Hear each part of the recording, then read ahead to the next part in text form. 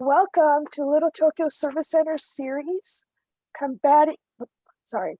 to Little Tokyo Service Center's Homesick webinar series, Combating the Homelessness Crisis with Community-Based Remedies. My name is Maria Cabildo. I'm an LTSC board member, and I'm also the Director of Housing and Economic Opportunity at the California Community Foundation.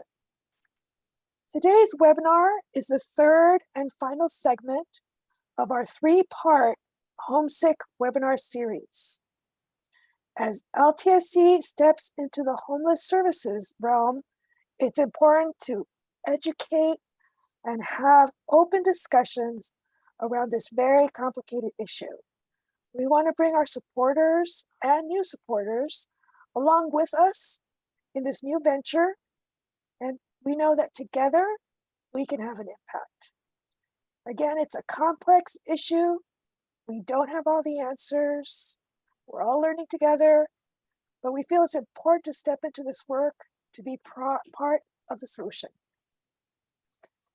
In the first episode of this webinar series, we answered basic questions around the homelessness crisis and its impact.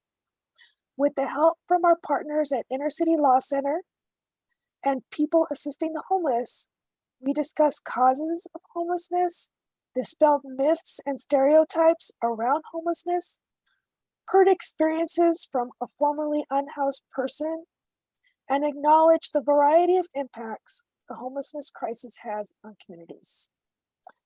The second episode focused on compassionate community responses to homelessness.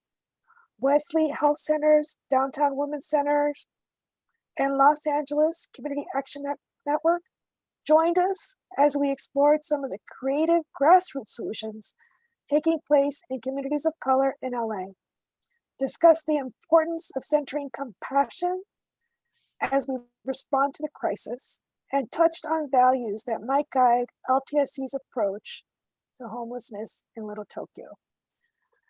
Today, our third and final episode will focus on LTSC's approach to combating the homelessness crisis.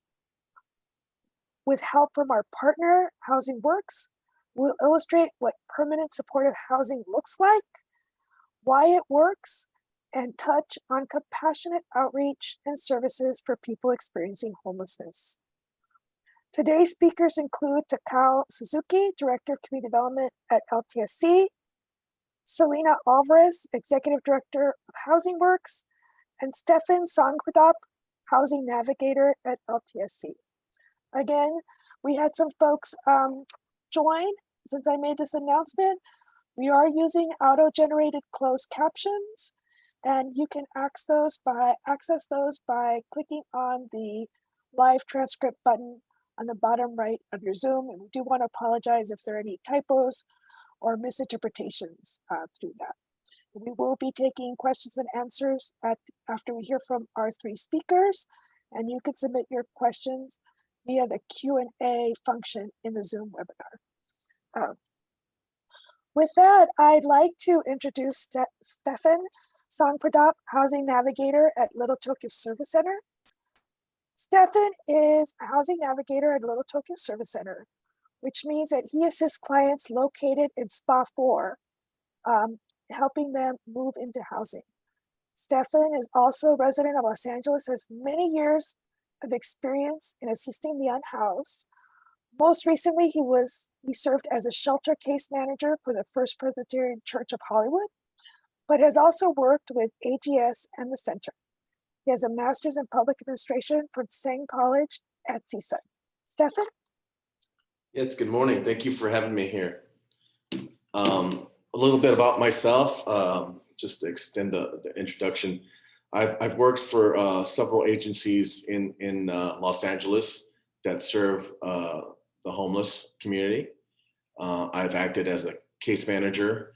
I've acted as an outreach specialist. I've taken on many roles within the service of homeless individuals and families. I've outreached in the northeast part of Los Angeles, San Fernando Valley, the LA River, the Midtown area, and now currently Skid Row, Little Tokyo. So I've seen the many iterations of homelessness. I've worked with folks who are living in their vehicles, those who are exposed to the elements, those who are living in the hillsides or under the freeways or next to the freeways. I've worked with families. I've worked with seniors and vets. Any individual, almost every individual that's experienced homelessness, I've worked with.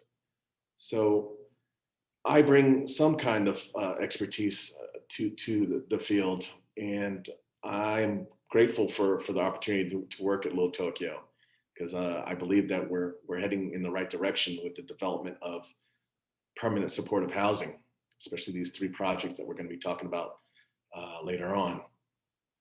So I guess my operating philosophy is bringing people home, people who seem to be lost or are lost, or separated or isolated, those folks who have wandered away from family and community. My job, my duty is to meet them where they're at and engage them and encourage them and show them that they are welcome back to the life that they're supposed to be having versus the life they left.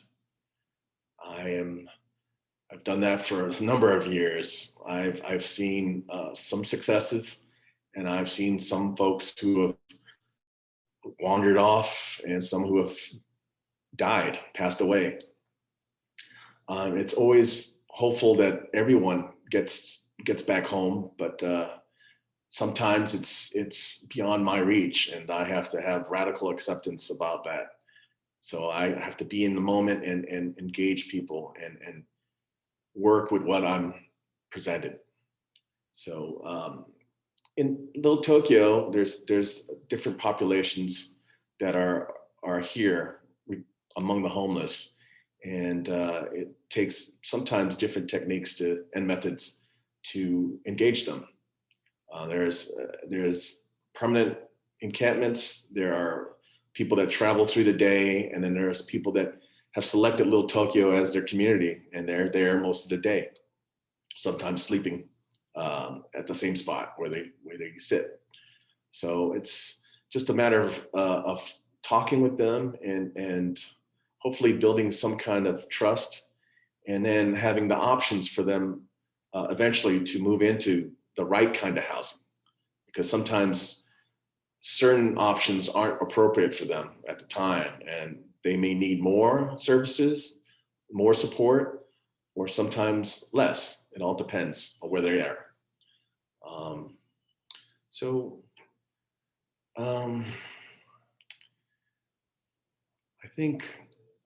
I think what the benefit of having permanent supportive housing now is as opposed to when I first started, is that we had to rely on emergency shelters, and they were far and few between, and usually overwhelmed with folks. But over the years, I've been able to see that we've developed and opened different types of emergency shelter, and developed different types of permanent supportive housing. I've seen the success of some folks in each one towards permanent housing, sometimes with services, sometimes not. But I'm encouraged by what we're planning here in Little Tokyo. So. Thank you, Stephen. Thanks for providing us, what it's like to be on the ground, working with people experiencing homelessness, and thank you for your many years in this field. A lot of thank you. Next, I'd like to ask Takao Suzuki to provide us with an overview of PSH. We just heard from Stephen that it used to be that all that was available were emergency shelters, right? And they were few and far between. And there's been this development of this model of permanent supportive housing. And, it looks different than a regular rental apartment. And if you could share with our attendees a little bit about, what is permanent supportive housing? Thanks, Maria. I'm going to go ahead and share my screen. Let's see.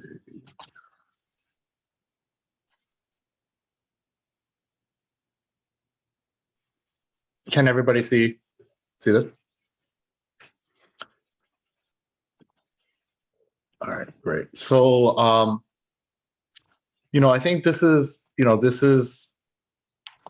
oops, here we go. As we all know, homelessness is it's really beyond a crisis, right? It's a worsening humanitarian issue. And before I kind of dive into the permanent supportive housing work that we've been engaging in, I did want to kind of jump in and provide just provide a little bit of background, a little bit more context in terms of what we know of the people who are really suffering from this crisis. A homeless count was performed earlier this year, but the full report hasn't really been completed yet. And so I just wanted to kind of share some key findings as of the last homeless count that was done in 2020. So as you can see here, it's families experiencing homelessness increased by close to 13%. Transition age youth homelessness increased by 19%. And by transition age youth, we're talking about people, youth coming out of the foster care system, aged between the ages of 18 and 25. Senior homelessness has also increased, and this isn't surprising, but it's increased by 20%. And I did want to also point out that this homelessness, people who do suffer from homelessness, really does affect this. It's overrepresented in certain ethnicities, and I did want to kind of highlight some of the reasons behind that. So as you can see here, homelessness again, is due to a broader issues of growing income inequalities and equities, and really the affordable housing crisis. And the crisis is rooted in racial inequities, within the current system. So whether it's in the housing market, whether it's in the criminal justice system, whether it's in the financial market and financial system, and really, that's why people of color, especially Black people, are disproportionately represented amongst the unhoused and homeless. In particular, when it comes to the real estate market, the way our current environment works is that the real estate market really essentially just produces luxury housing, but not housing affordable to low income, let alone middle income people. The current market doesn't incentivize the people and developers and companies to really provide affordable housing.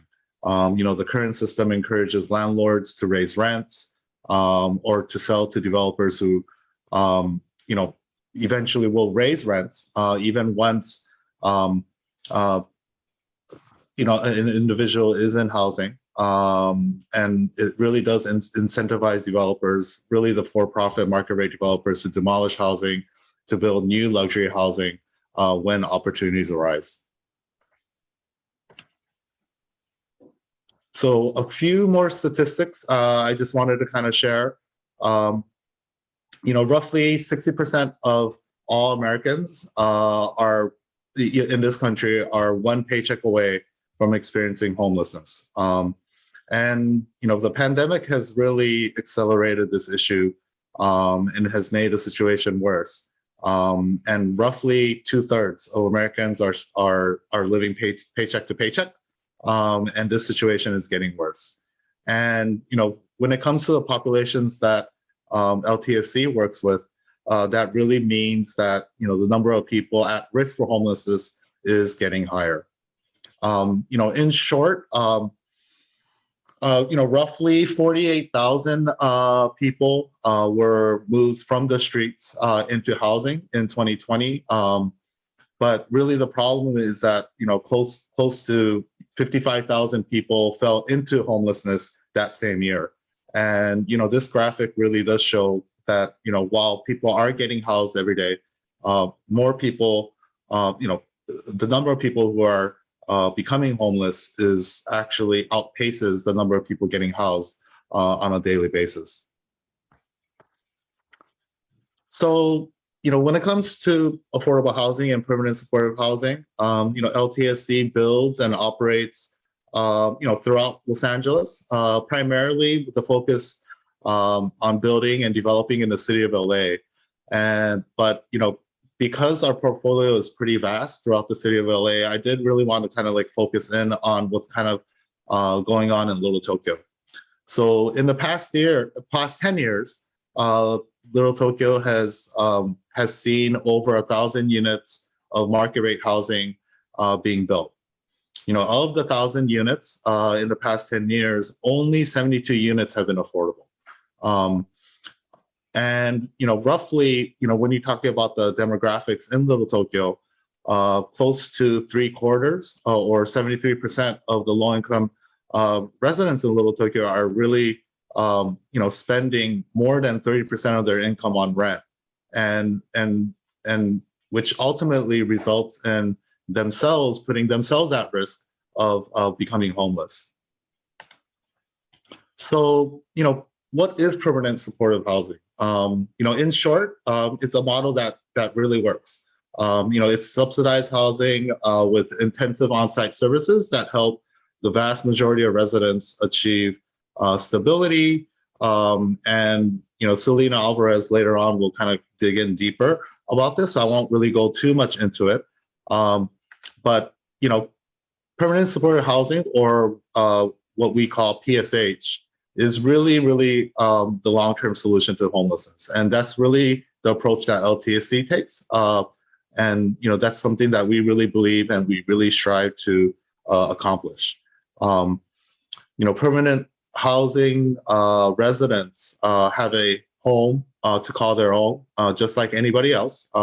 They have a lease.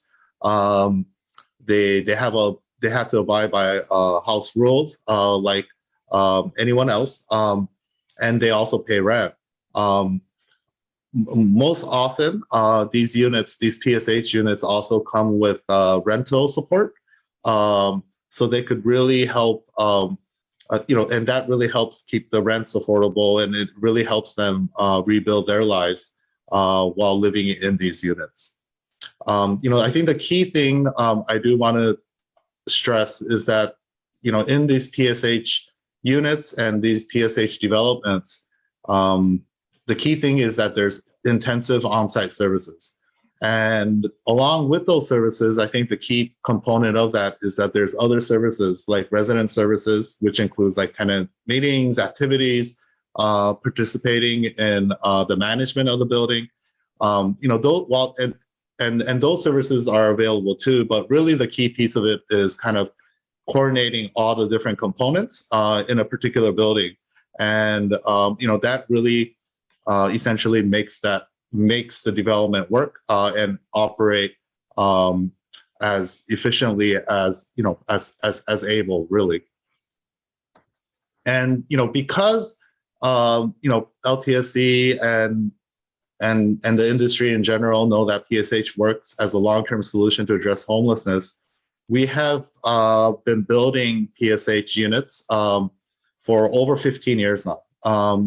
We started the affordable housing work back in the early 1990s, but when it came to PSH, we've really been developing these units over the last 15 years.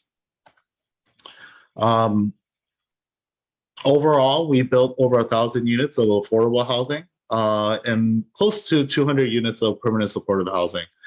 This is really just a snapshot of the PSH units in some of our developments across, in Little Tokyo, but also across Los Angeles.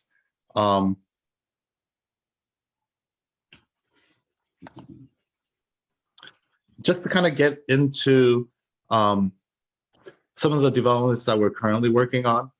Right now, Little Tokyo Service Center, we have over 600 units of units, both affordable housing and permanent supportive housing, currently in the works. Right now we have one that started construction a few months ago in East Hollywood. It's called Santa Monica Vermont Apartments. It's 185 units, of which 50% of those units will be set aside for permanent supportive housing. And we anticipate construction to be completed late next year. And we are in partnership with Housing Works to provide the on-site services there. Another project that we're working on is the First Street North Apartments. This is 248 units, located in Little Tokyo. And this is a project that the community has been really pushing for and working on for over 10 years now. This is in partnership with the Go for Broke National Education Center, and we're looking to start construction in 2023. And there will be a set aside of PSH units here as well as a set aside for unhoused veterans. Another project that we're working on in the neighborhood is Crocker Apartments. And this too is going to be a mix of affordable housing and PSH units. And we will be starting construction on this project next year as well.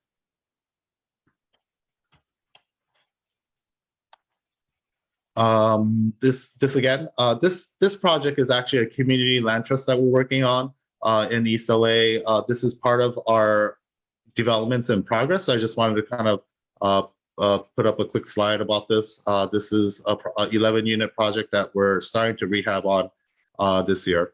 And although there will not be any PSH units here, I did want to kind of like also highlight this here.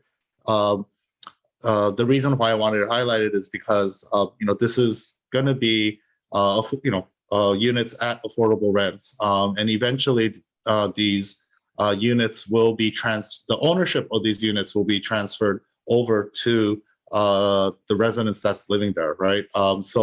It is projects like this that also help stabilize neighborhoods, and it helps stabilize the housing market to lessen the likelihood of people going into homelessness. So I just wanted to kind of like put up a quick slide here about this.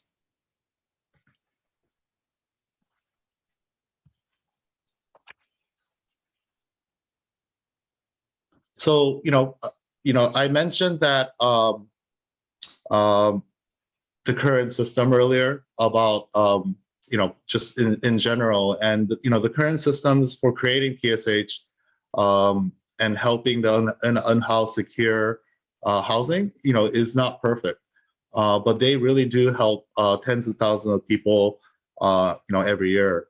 And, I just wanted to provide a few statistics in terms of what we found in our buildings. As you can see here, most of the folks that we housed in our PSH units wanted to stay in permanent housing.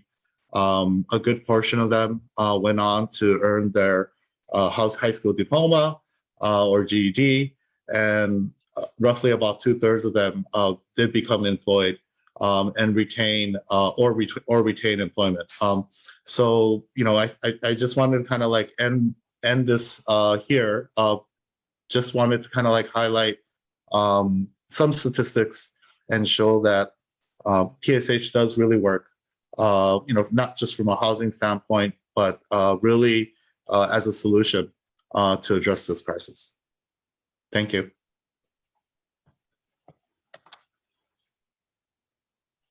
Thank you, Tak, and I'm sorry that I was so excited after listening to Stephen around PSH that I forgot to introduce you. And so I put your bio in the chat. So if folks want to learn more about Tak, who is the Director of Community Development, LTSC, his bio's in the chat. So sorry about that.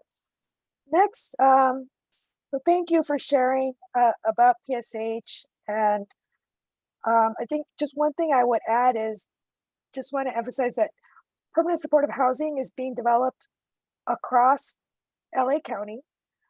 There was a major commitment made by the voters of Los Angeles to make a meaningful investment in permanent supportive housing development within the city limits. A commitment of ramping up unit production from what was originally 300 units a year to 1,000 units a year. As Celina speaking, I'll try to find the link so you can follow the Triple H tracker. And despite this narrative perpetuated by media and elected officials bashing Triple H is incredibly successful. The program is well on track to producing the 10,000 units that it promised to build. And so I just wanted to tack on to Tak's comments that there is permanent supportive housing being developed across the city. Some of us would like to see more of that in high opportunity neighborhoods like Santa Monica, Sherman Oaks, right? But nonetheless, we are building. And so now, one of the things that Tak mentioned, one of the things that distinguishes PSH from traditional affordable housing is the presence of supportive services on site. And so now we'll get to hear from Celina Alvarez, who's the Executive Director of Housing Works. Celina is a proud Tejana, which means she's from Texas. Born and raised in rural West Texas, Celina entered the nonprofit sector in 1993 during the peak of the AIDS epidemic, learning harm reduction and housing first principles. Celina joined Housing Works in 2008 as one of the first members of the nationally recognized Mobile Integrated Services team. In 2015, she earned a bachelor's degree in social work from Cal State Los Angeles, as promoted to the executive director role at Housing Works. In 2017, she obtained a master's degree in nonprofit management from Antioch University, Los Angeles. And Celina, I'd like to hand it off to you now. Thank you, Maria, and thank you to Little Tokyo Service Center for inviting me to be part of this conversation. This is something that is really near and dear to my heart. It's a conversation that I think needs to happen more and more as we look at what we understand the solutions to people being on the streets are. How do we get them off the streets, and how do we ensure that they stay off the streets? I want to start off by just talking a little bit about who we are as an organization, and then I want to share a video because I think that the video will really help illustrate what it means to bring people home. So I'm just going to dive right in, and I'm just going to talk a little bit about who we are. In 2003, as a response to the increasing numbers of unhoused people living on the streets of LA, Housing Works was founded by Mary Kirchen and Tom McGinnis alongside a small group of members of the Immaculate Heart community. These individuals sought to fulfill the goal to strategically change practices and situations that impede access of all persons to truth, dignity, and full human development. And today, really, at Housing Works, we're working to develop systemic approaches to combat poverty and homelessness among individuals and to enhance their economic security and well-being. One of the things that is important to understand about the work that we do is we do it from a housing first and harm reduction approach. So really it means that it's low barrier, and the only thing that we ask people to do when they agree to work with us is to just allow us to work with them. not for them. And we are doing this alongside them. It's not about our agenda. It's about what works for them. We do it from a perspective of understanding that many of the individuals that we're serving need supportive services relevant to what's going on with them medically, mentally, behaviorally, with their income, and with regard to their landlord relationships. Currently, Housing Works is serving close to 700 people. When I first started in 2008, we were serving 75 people. And since then, we've grown to serving nearly 700 people. We do service provision in single site settings along with scattered site settings. Single site settings is what we're here today talking about, because that's the permanent supportive housing approach, single site setting that Little Tokyo Service Center has dived into, and has asked us to partner with them to be the on-site service provider in their sites. And really what that looks like is it's really about walking alongside individuals, understanding what their individual needs are. And for us, we take deep pride in the fact that we don't allow the contracts we are funded under to dictate what our service provision looks like. But rather we find ways to make sure that we meet those deliverables that the contracts are asking us to appease.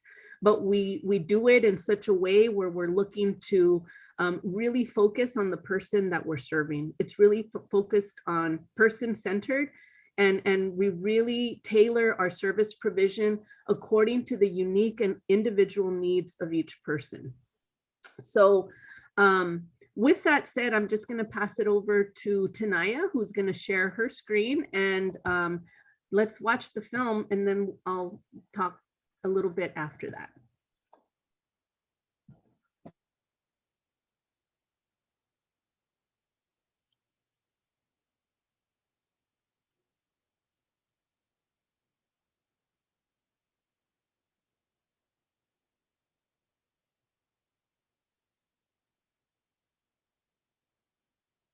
Yeah, there's a big tree over there with that guy standing. That's where my tent was. It's right to here, all the way to the end of this big square. We know that about 30 to 40% of the people that are homeless today are in fact mentally ill, seriously mentally ill. I used to sleep right here. And among the chronically homeless, the percentage is like 80%. If somebody really wants to know what it's like to be homeless, spend one night out on the street. They're not out here because they woke up in the morning one day and said, gee, I just want to go live on the streets, you know? Spend one night on the street in the worst part of the neighborhood that you can find. And if you live, you won't want to do it again.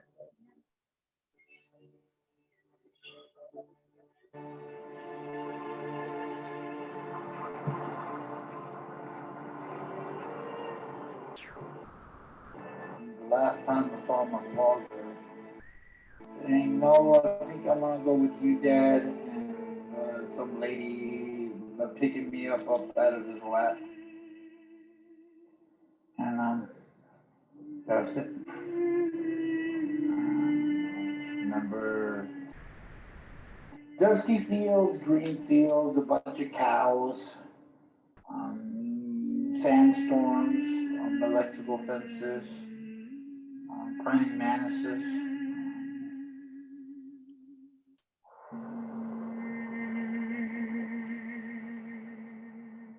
I actually almost split my head a couple of times.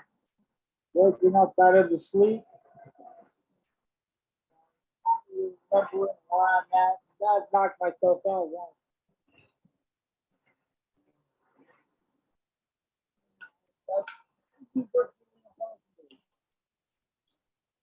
That's yourself. You dug it out yourself. I used to stay over there too. Sean has this huge heart. He's funny. He loves people. He loves to help people. He loves being of service. He volunteers. Sean is most okay when his friends are okay, when the people that he cares about are okay. He grew up from age 2, he was into institutions in the foster care system, and nobody cared about it. So I was shot getting adopted, getting back to downhill from there. And pretty much come to realize that I will be alone in this world until I leave. 50% of the young people who go through the foster care group home system become homeless.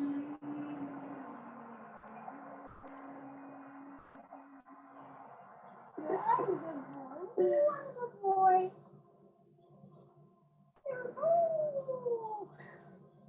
I love you. I didn't want to be homeless.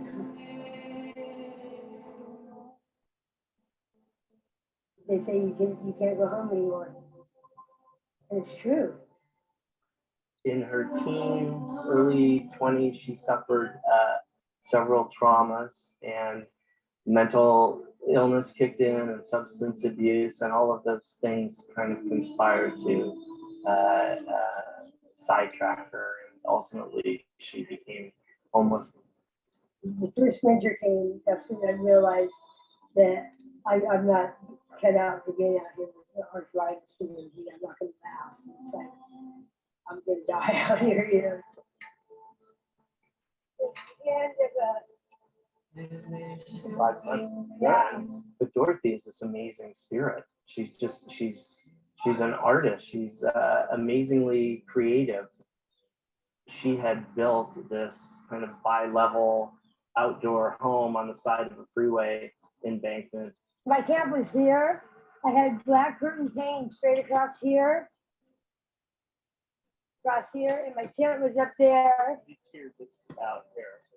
And it had a living room, and it had an upper bedroom, and carpeted stairs, and solar lighting, and a garden, and a hardwood floor, and bamboo walls, and it's the most amazing thing I'd ever seen. She landscaped, for goodness sakes.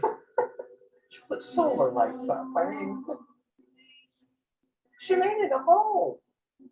She made it a home because she didn't think anything else was going to be home.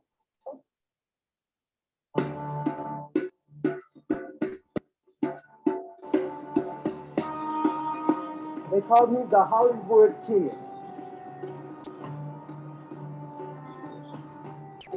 That's a nice name, you know. I ran away from home when I was like 11 years old. I was young. I was like... There's way too many of the Damons in the world who, from very early childhood, 11, 12 years old, aren't accepted by their families because they're gay. Ends up going off hitting the streets, being homeless, and making a living the only way he knows how. I was 12 years old when I turned my first day. I used to sit here and I used to turn tricks. I would sit here like this with my legs crossed like this. Kind of the torment in his family with him was because of his sexual preference, and obviously they thought that being gay was wrong, and we reassure him that it's not. I wish that I didn't have that kind of pressure on me to be straight.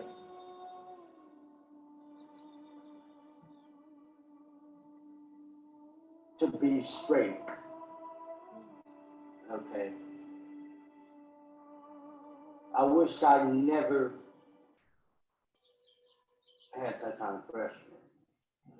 To this day, I don't know how he managed to not end up with all sorts of STDs and HIV and all sorts of stuff. I've had so many friends of mine that have died from HIV and AIDS, and I worked hard at pulling myself out of that situation, because that could have easily become a statistic.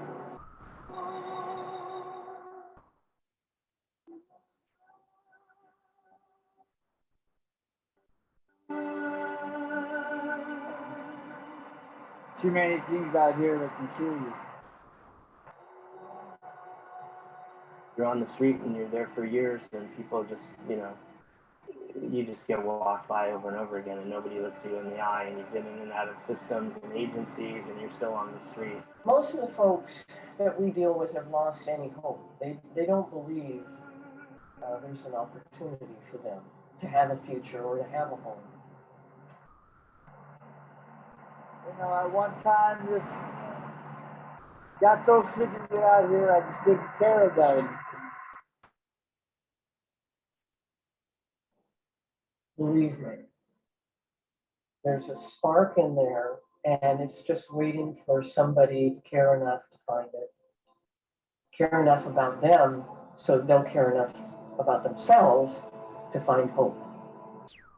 It feels good to have someone that cares, or someone that's in your corner, We're helping them create an environment that's safe and nurturing and fulfilling to them. They start valuing themselves. And that alone helps reduce the mental illness symptoms that they're so challenged by. You just get caught up in this hole, and you might be trying to get out of it, but what you're doing out there is actually digging deeper into it, and you're so caught up in it, you don't even see that. And then when you have these angels that come and lift you up, and you're looking down on the situation, you're going, wow. And you're looking, I don't have to be there. And I'm blessed. Look at this. I'm being carried away from this. You know what I mean? I'm being carried to a safe place. We call it doing whatever it takes for as long as it takes. I like working with Stephen and taking his suggestions has helped. See, I'm like, the stuff that I want to listen to, when we're together, I listen to. The stuff that I don't want to listen to, I just throw it out. You filter it. I filter it. Yeah, that's it. I filter it. Instead of seeing Sean out on the street or in the park, in his sleeping bag, now he's living inside, there's his own home, and he's now volunteering in the community. I mean, just the fact he's indoors has changed this man. 4 walls and a roof over your head has this huge stabilizing effect that nothing else does. This is my futon. Very comfortable, very relaxing. I'm just really thankful that I'm not 6 feet under, pushing the shopping cart down the street like I done lost my mind. I'm just really thankful for that. I want Hollywood Kid, that name, to have meaning and purpose behind it. Johnny, come on, son. Come here. Let's get it. Wee! I love this grass, Mom. I love it. Wee! I have a future. I actually have a future. She's doing amazing progress, and she's moving into this place behind me in 3 days. So we're really excited, and she's really excited. It's clean. It's secluded. It's secure. It's safe. It's home. It's gonna be home.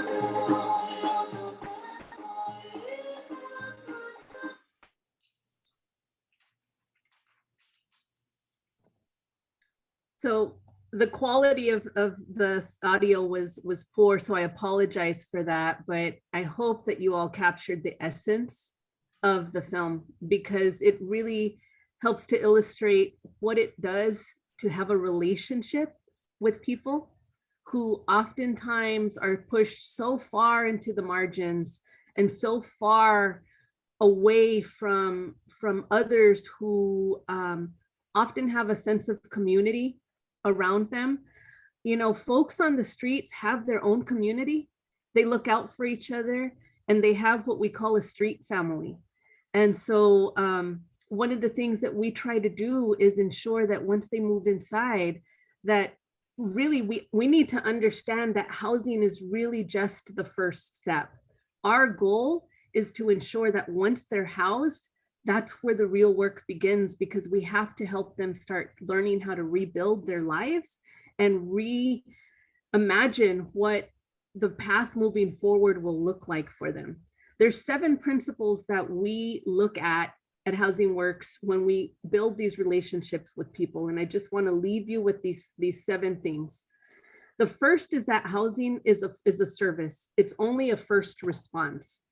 The second is that we understand that the social environment upon which people where they're living, that those environments have got to be safe and healthy. We also understand that our role as the intensive case management service provider or the supportive service agency, we must model positive behaviors. The way that we behave is the way we're modeling for the people we're serving how to be in the world. We also understand the importance of unconditional positive regard. We know that people mess up. We make mistakes. And so it's important to focus on the behavior and not the person. As humans, we will make bad decisions and we will do crummy things when we are in a place where we don't feel fulfilled and have lost hope. And so it's important to understand that as part of that, one of the other principles is that we must be non-judgmental, tolerant, and accessible. We also need to be forgiving, because again, people are going to engage in behaviors and do things that that render the need to forgive each other. And then finally, we need to understand as a supportive service agency that we must be adaptive and flexible and individualized in our approach to serving individuals. So I just want to leave you with that. There's so much more to share. And 15 minutes is not a lot of time to really dive into what it takes to do the service provision aspect. But I hope that what I've shared today allows for a little bit of seeds to be planted as we think about this.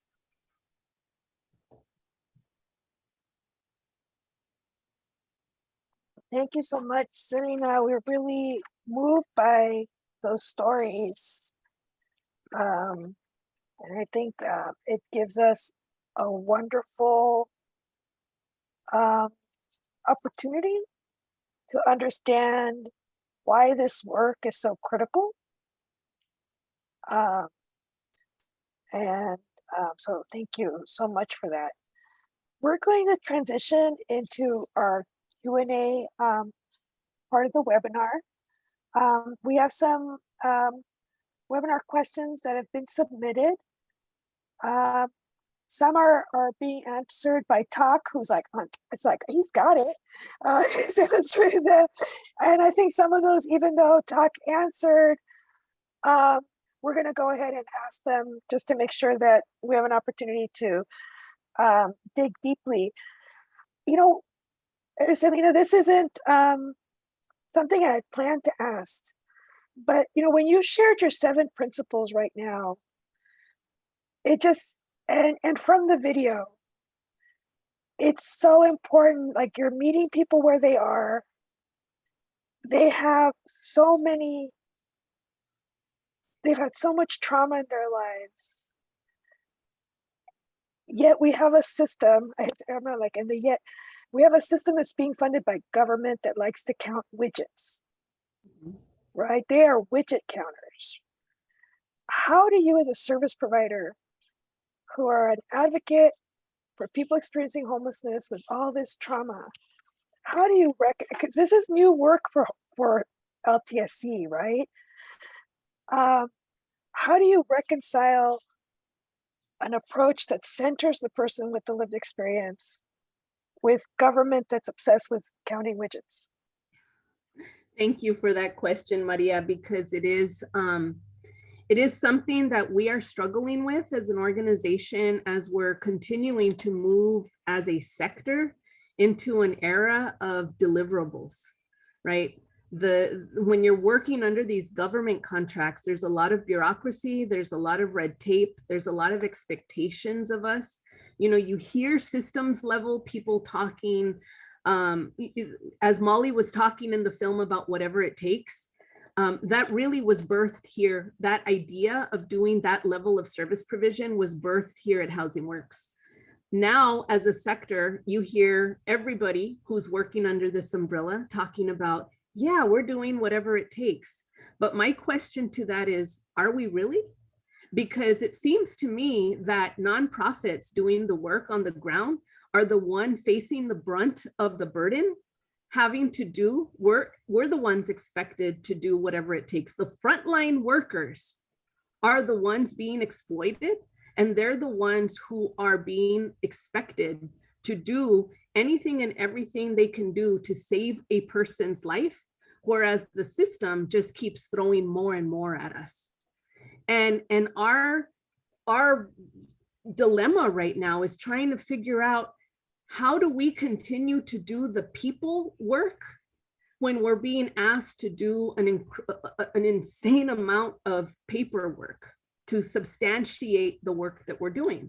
When, you know, so it's not an easy answer here. You know, it's really about, one of the things that we do at Housing Works is when we think about partnering and doing collaborative work, like when Little Tokyo Service Center came to me and said, we have these 2 developments that we're going to be developing, and we want Housing Works to be the service provider. One of the conversations we had early on was, let's figure out whether we're aligned or not. Because if we're not aligned as organizations, it's not going to work. Because Housing Works is going to expect our partner, in this case, Little Tokyo Service Center, to join arms with us and press back when it's necessary and speak up when we need to. And there's going to be things we're going to have to conform to and do, but we have got to be willing to speak up and talk honestly about what is working and what's not working. But not more so than that, we have to be able to put solutions on the table so that we can say, this is what we know works. This is what we know we need to do. And, you know, it's a matter of looking at how do we streamline the funding so that we don't continue to further restrict how it's used, but we look at ways to be innovative and creative and allow for opportunities so that agencies can really get in the weeds and do what it is that we know how to do without having to worry about all the things we have to do systems wide to substantiate that we're doing the work. I mean, at our agency, we have a 95% retention rate. We know that because we keep data on folks that are housed and remain housed. I mean, Dorothy, who was in the film, is an employee of Housing Works, and she's still housed to this day. Damon is housed, and so is Sean. We're still working with all 3 of these individuals. Oh, that's great. I wanted to ask that. You know, so it's really about, stop giving us all this red tape and let us do the work we know how to do. Yeah. Thank you, Celina. And I think everybody wanted to know, I mean, we noticed in the video, this was 10 years ago, and I think we all wanted to know, like, are they still housed? So those are success stories. Stefan, in the chat, someone would love for you, if you could share, let me make sure I get it right. If you could share a success story, because I think that we just heard some from the context. I mean, I think that we could feel like this is a really hopeless situation, and yet there are these individual stories that give us hope, and the feeling that we can have an impact. And Stephen, if you could share something from your experience at LTSC or from your previous experience. Well, I played a little part in helping Damon out, and I've talked to Dorothy a few times. So with folks who are working with other programs as an outreach worker, I come across them, and sometimes I'm that extra voice, I'm that extra set of hands that helps them get back to where they need to be. Remind them that they're worth all the effort, all the challenges and successes. They're worth it. Over the many years, I've worked with a lot of people. Some for a very short period of time, some for years, and it's all about not giving up. I mean, it's accepting failure, accepting mistakes, and accepting people, as individuals and as humans.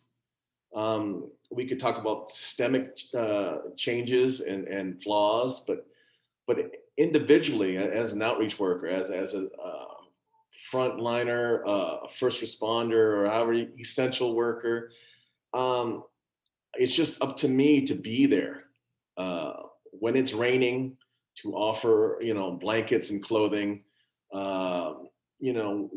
When people are moving into their units, helping them with their furniture, moving the furniture up flights of stairs, whatever it takes.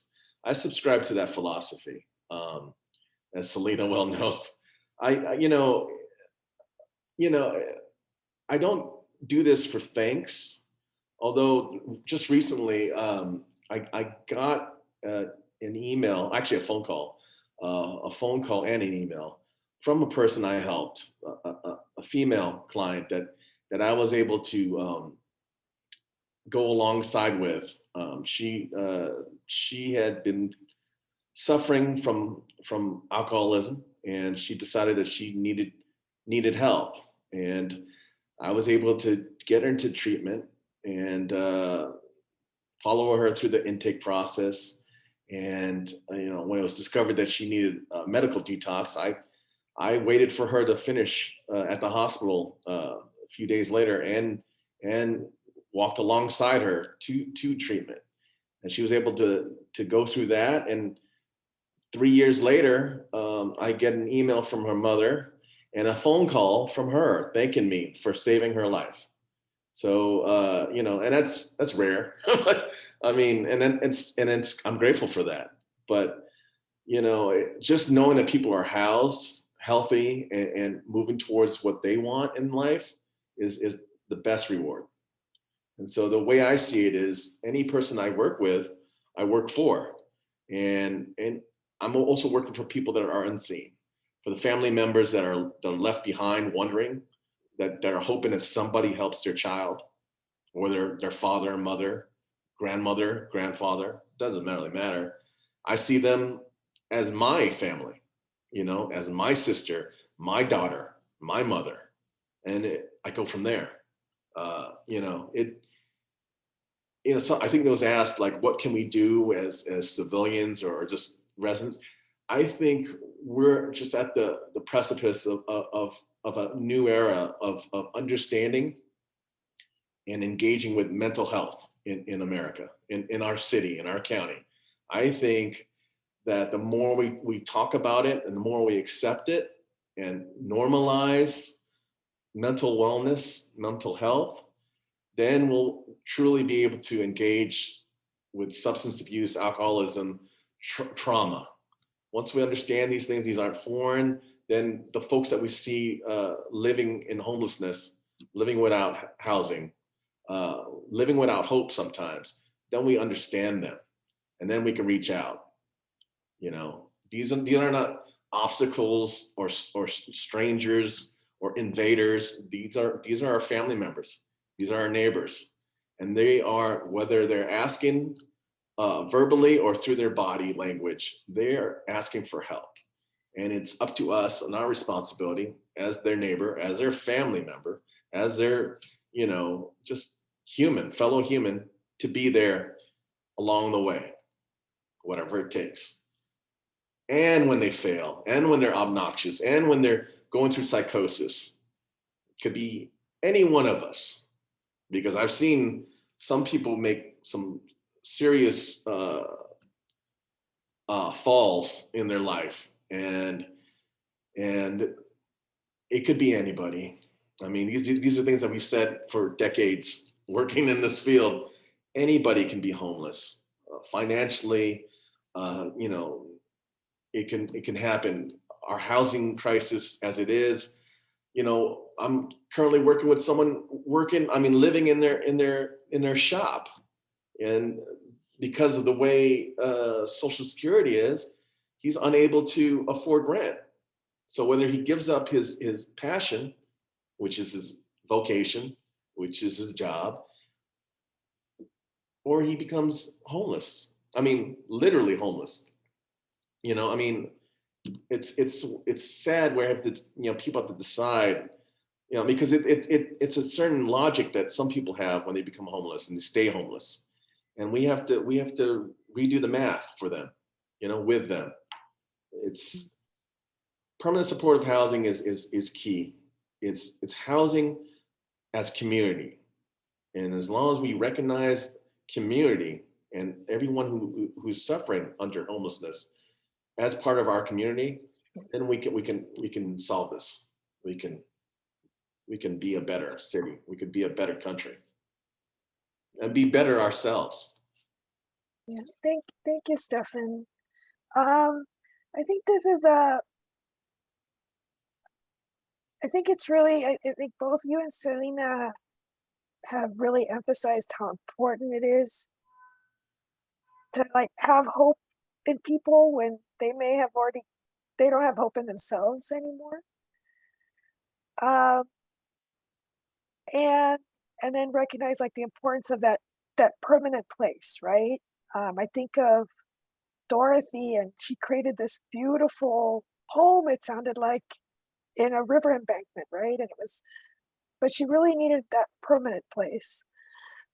So we know that the permanent home is what we hope the permanent solution.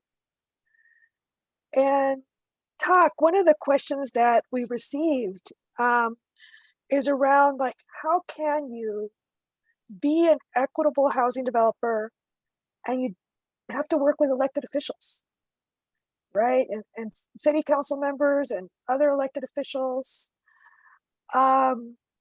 who favor luxury housing.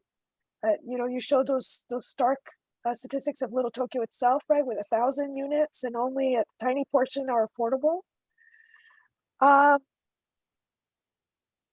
So I guess I'm curious, how do we get through to folks? I think during the pandemic, it was really great that there were resources that flowed in to get people sheltered, but it sounded like some elected officials favored temporary solutions over permanent solutions and really questioned whether or not permanent supportive housing made sense and whether or not it didn't make sense to build up a kind of a permanent infrastructure around temporary housing. So I'm curious,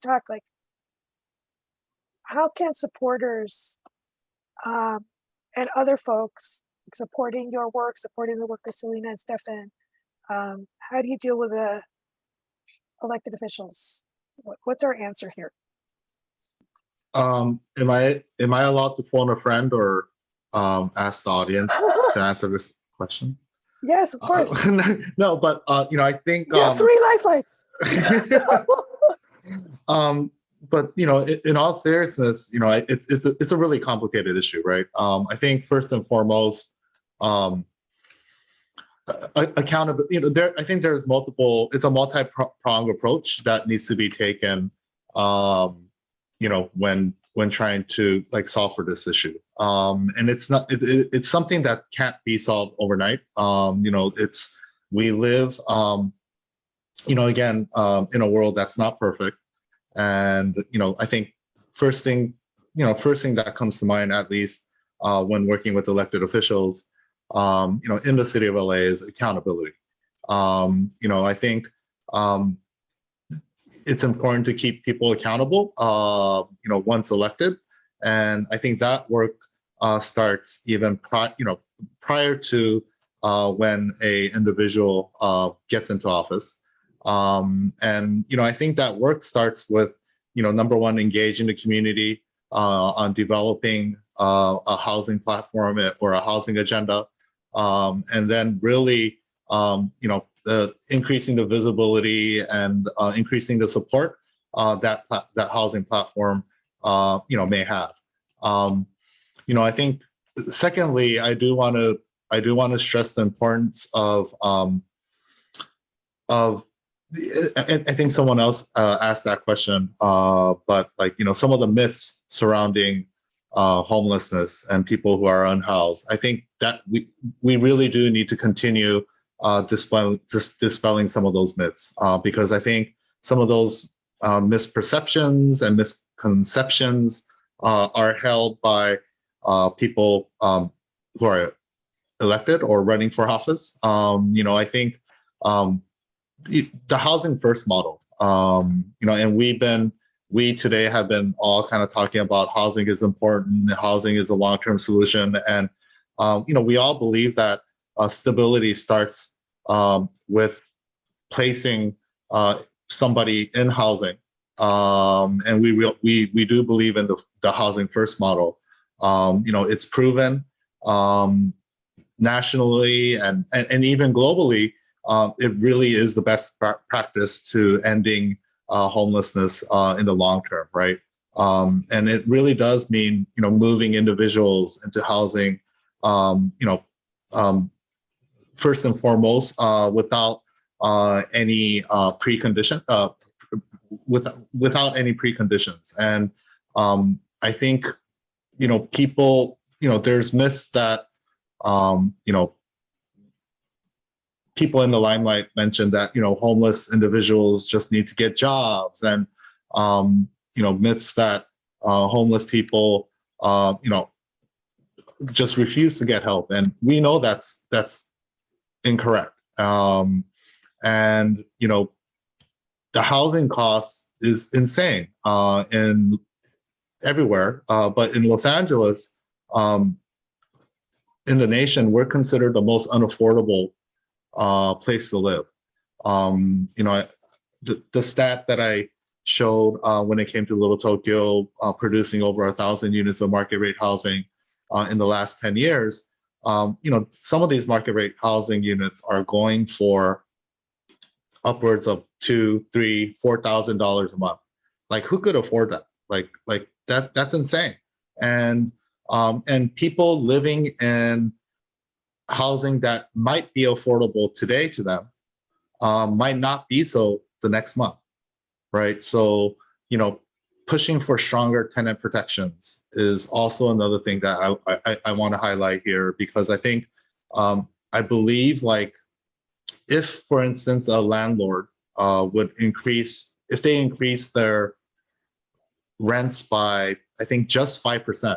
I think the statistic is that over 2,000 people immediately would, will be pushed into homelessness. And it's really that kind of, statistics and reality that we're dealing with. So, it really does take a multi-pronged approach when it comes to working with these elected officials, whether it's from the tenant protection side, policy development, pushing for more resources for services, and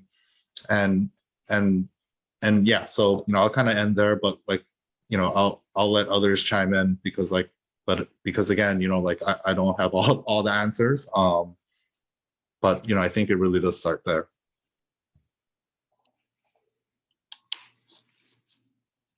Great, thank you, Tak. This is a question. Are there specific ways that housing works? And now LTSC, with this partnership with LTSC, is thinking about helping Black people experiencing homelessness heal from anti-Blackness? I think we help everyone and anyone. I think specifically if there are African American individuals experiencing homelessness in Little Tokyo, stakeholders themselves, tenants, residents of Little Tokyo, and it behooves us to serve them first. Doesn't matter what the color or creed or whatever it is, it's persons experiencing homelessness. And it's our responsibility and our duty to help them find housing, to get them home.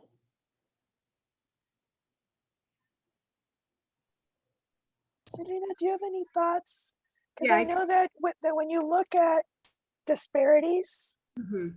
right, we know that Black Los Angelenos are disproportionately represented Mhm. in the number of people experiencing homelessness, and I'm grateful that the data has gotten out and people are thinking of ways to looking at the racial bias within the coordinated entry system, right, which we realize has been most recently talked about. But I'm curious, Celina, if you just would have anything to add about that. Yeah, it makes me think about what I call the trending of DEI, right?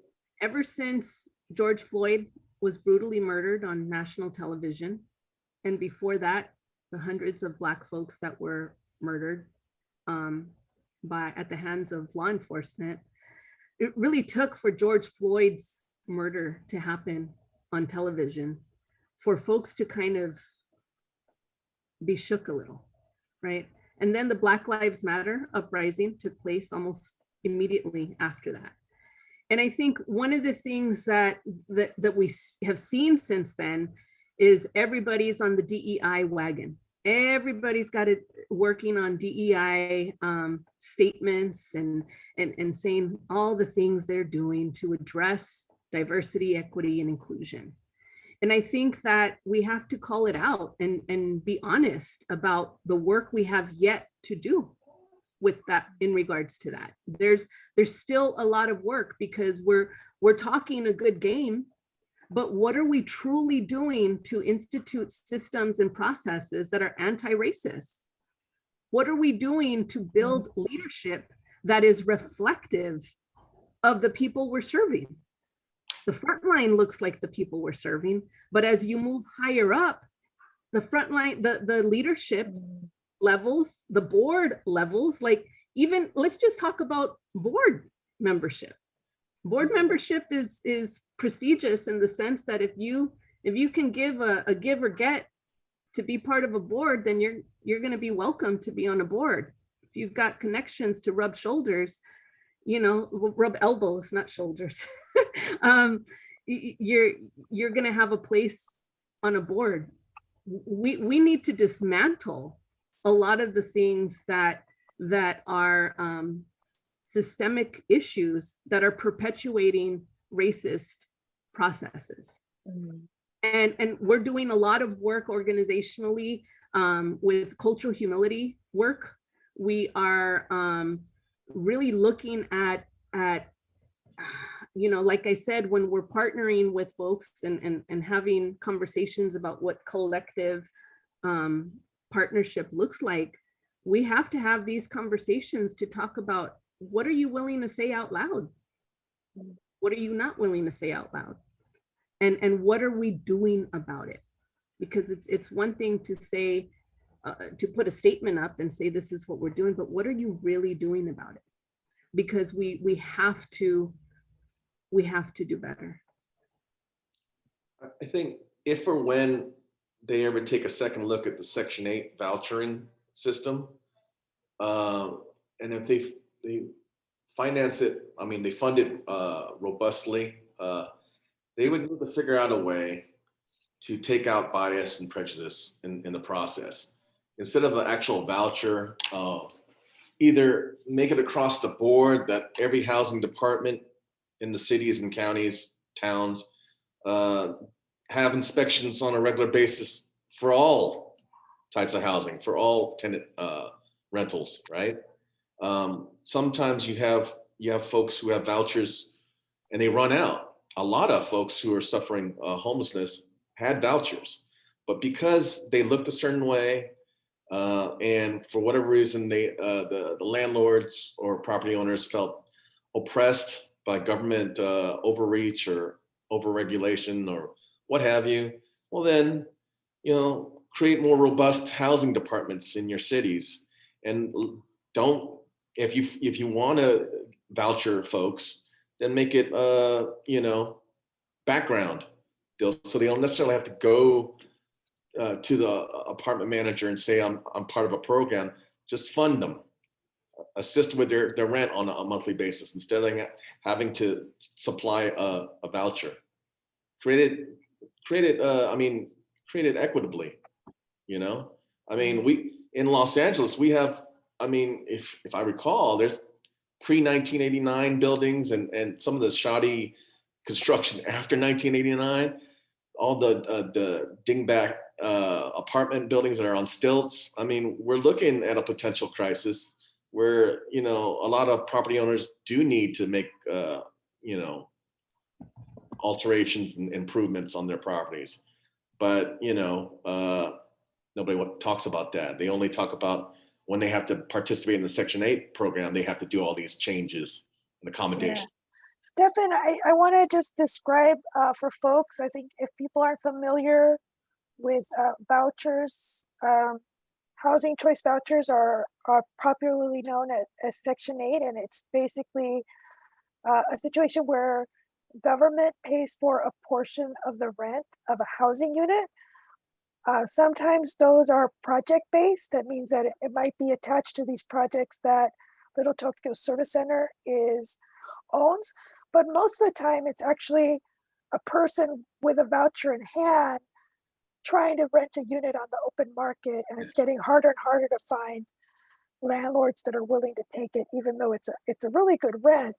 But right now, because the housing market is so hot, even these apartments in terrible condition can fetch a good rent. 10 years ago, I took a single mother to an interview in a city that will remain nameless, but talked to the property owner because he was a back house, a granny flat on the property.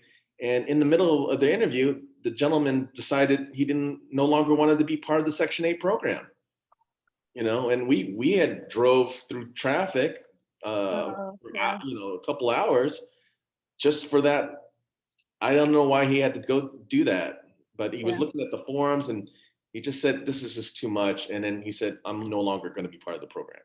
Yeah. So this is this is some of the challenges that people have pursuing housing in a dignified fashion. All right. Well, we're at the tail end, Stephen. Thank you. We're at the tail end of the seminar. Thank you to the panelists. I think we have one last question. What could community members do? Like, how can, again, you guys have unpacked this thing called permanent supportive housing. How can community members be supportive? And I think for Celina, how can community members be supportive of people that are experiencing homelessness today? Yeah, real quick. I know we're getting short on time, but first and foremost, if you are if you live in the city of LA and are able to vote, and if not, please register to vote. But this upcoming November, there is a ballot measure called United to House LA, and it is projected, if the ballot measure passes, it's projected to produce about $800 million that will go towards affordable and permanent supportive housing just for the city of LA. The city of LA has never had a dedicated permanent source of financing for affordable housing. And this measure would definitely be the first way, first thing that you could do in November if you're from the city of LA. Secondly, I think I just want to kind of like highlight engagement, right? Like even if you don't live in the city of LA, I say be very engaged in your own respected communities. Whether it's helping push legislation or elected officials or whatnot, like I really think it's important to stay involved in whatever community that you identify with. And I'll just bring it down to the micro level, because I think that's a great macro level, macro level, some takeaway. I just want to say that really on the micro level, we should be focusing on creating the spirit of community. I'm really big on community. All of us need it. I don't know any person in my network who could be in the world without having a community around them, especially when times get hard. And we're so quick to kind of keep people who frighten us or who we don't understand at a distance. I challenge you to get close. I challenge you to empathize. I challenge you to understand or ask why. Why are people behaving this way? Why are people living in the conditions they're living? And then maybe with answering that, you'll walk away with a different perspective. Well, I want to just thank you, like deep appreciation, the work that Celina and Stephen are doing day in and day out, working with people experiencing homelessness. Stephen described, driving across town through traffic. Who does that, right? This is people working with people experiencing homelessness. Just are really committed to this work. They're walking alongside folks, maintaining hope when hope is sometimes left, and then really how important it is to have that permanent home. So I just want to thank Little Tokyo Service Center for creating this opportunity for the community to learn and kind of build its knowledge together around solutions and the root causes of the homelessness crisis. And I think with that, unless I hear from everybody, I just want to thank everybody for participating. Thank our panelists, Celina, Stephen, and Takao, and everybody have a great afternoon. I'm sure that the Little Tokyo Service Center crew is happy to take your questions. You just want to reach out to the team. And again, everybody, thank you so much. Have a wonderful afternoon. Thank you. Thank you. Thank you all. Wow.